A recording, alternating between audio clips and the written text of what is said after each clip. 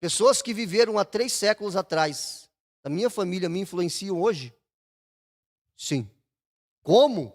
Virou espírita, pastor? Não, não tem nada a ver com o espiritismo, tá?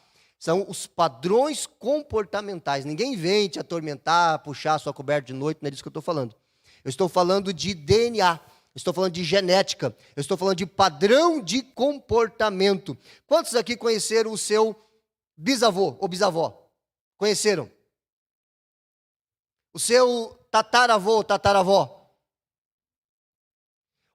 Quem aqui sabe quem foi o nome do seu tataravô ou tataravó? Sabe o nome deles? Mais alguém? Eu não sei o nome do meu bisavô. Não sei. Não sei quem foi, não tenho ideia. Não tenho ideia. Tem pessoas que, né, a família é organizada nesse sentido e que consegue saber, como a pastora Giniana. Mas é a minoria. Agora, a tataravô, eles influenciam de alguma forma o seu estilo de vida, os seus pensamentos, a sua genética? Claro que sim. O padrão de comportamento? Claro que sim. Mesmo jovens que saem para longe da família, como um dia eu saí com 19 anos de idade, e disse assim: eu vou romper com os padrões da minha família, eu vou sair, eu vou estudar, eu vou conquistar, eu vou comprar um carro, eu vou comprar uma casa, eu vou viver diferente, eu vou formar uma família. Depois de alguns meses morando sozinho, eu percebi que o vovô e a vovó estavam nos meus ossos. O padrão de comportamento me acompanhou. Como diz o pastor Péteres Caseiro, eu até acredito que Jesus habita no seu coração, mas o vovô e a vovó habitam nos seus ossos. O que isso quer dizer? Padrão de comportamento. Quantas vezes você já viu você fazendo coisas que o seu pai fazia, e que você nem sabe, mas seu avô fazia, e que você nem sabe, mas seu bisavô também fazia? Pense um pouquinho sobre isso. Vamos continuar. É comum observar padrões de uma geração na geração seguinte. Como? Entenda uma coisa, antes de eu falar isso aqui para você. Não é só coisa ruim. Tem muita coisa boa que nós herdamos dos nossos pais, dos nossos avós. Mas também tem muitas coisas ruins. Se você pudesse escolher só as coisas boas, você iria escolher, certo? Eu também. Mas nós não escolhemos. Vem tudo sobre nós. As coisas boas e as coisas ruins. Algumas pessoas tiveram mais coisas boas, outras pessoas tiveram mais coisas ruins. E assim por diante. Mas, por exemplo, é comum observarmos então padrões de uma geração na geração seguinte, como o divórcio. O vovô se divorciou, a mamãe se divorciou. É um padrão.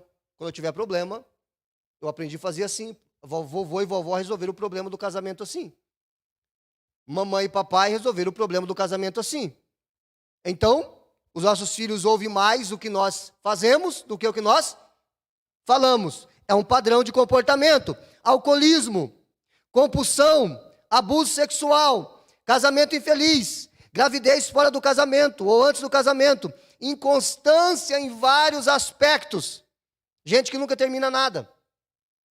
Começa uma faculdade, não termina. Começa o trabalho, chega na experiência, quer trocar de trabalho. Começa a pagar um consórcio, não termina o consórcio. Começa um financiamento, tira aquele bem, e antes de quitar aquilo, já vendeu, e já virou um rolo, e virou uma bagunça. Pessoas que não conseguem terminar nada. Começou uma casa, vendeu antes de terminar. Construiu a casa dos sonhos, agora essa é a minha casa, aí a casa foi embora, e construiu outra, e foi embora, e outra. Eu não estou falando de empreendimento, tá? Eu estou falando de comportamento. Está dando para entender, irmãos? Amém? Então vamos continuar. Cientistas e sociólogos debatem há décadas se isso é resultado da natureza, ou seja, do nosso DNA, ou da educação, ou seja, o ambiente aonde nós fomos criados, ou ambos. E eu acrescentaria, espíritos familiares. O que são isso? Demônios. Sério, pastor? Sério. O diabo existe e os demônios também.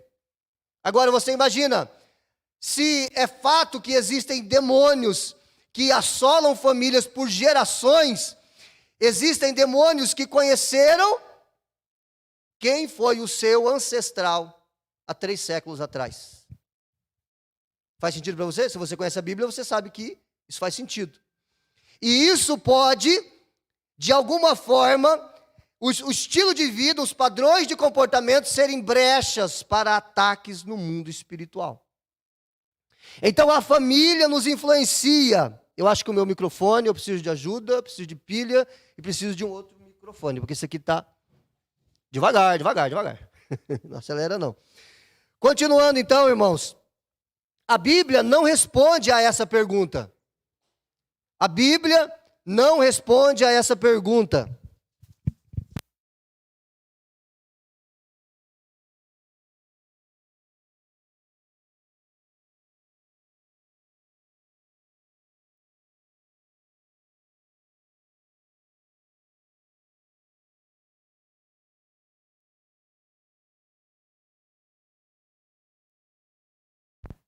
Mudou tudo aqui em cima e agora a gente não sabe onde é que as coisas estão. Obrigado, querido.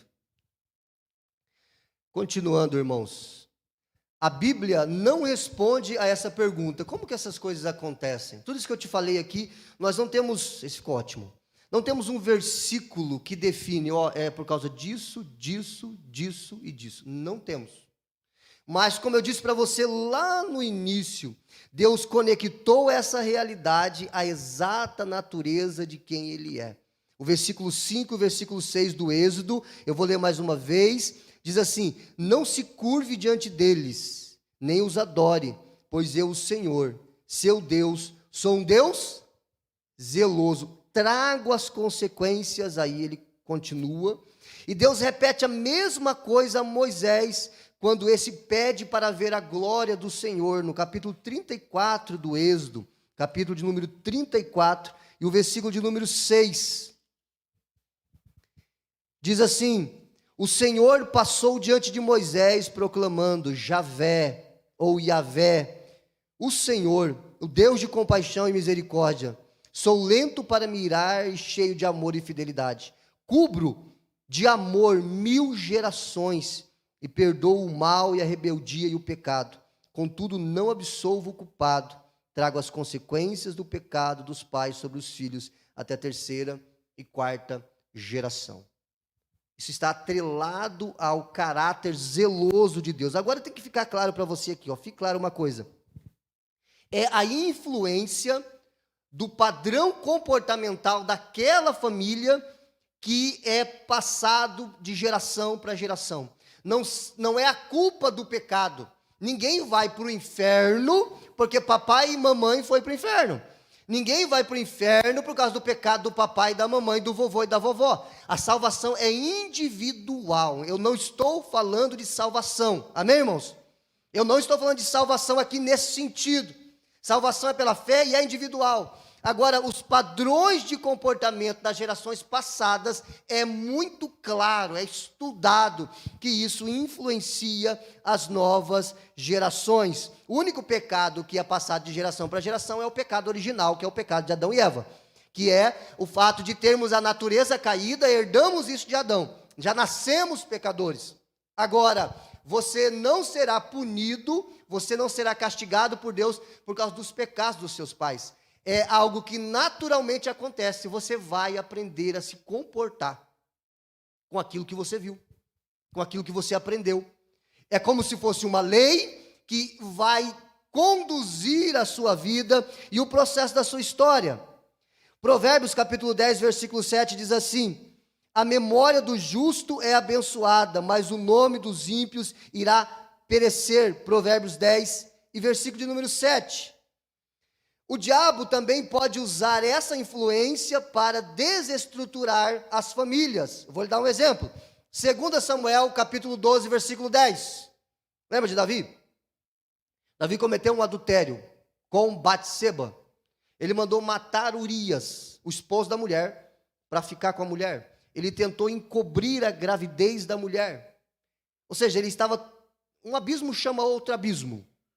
Um abismo chama outro abismo. Para você esconder uma mentira, você tem que fazer o quê? Contar outra mentira. E você vai ter que esconder aquela mentira e vai contar uma outra mentira. Mas não há nada em oculto que não seja revelado.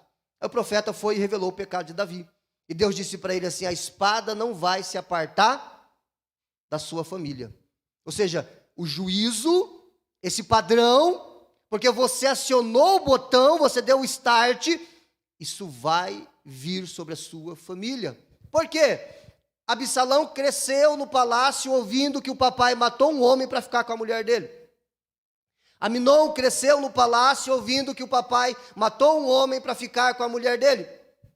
Tamar, filha, cresceu no palácio ouvindo a história de que o papai tomou a mulher de um homem, matou aquele homem, tentou esconder o pecado e agora essa mulher é a esposa oficial do papai, entendendo que os reis eles tinham várias mulheres e vários filhos.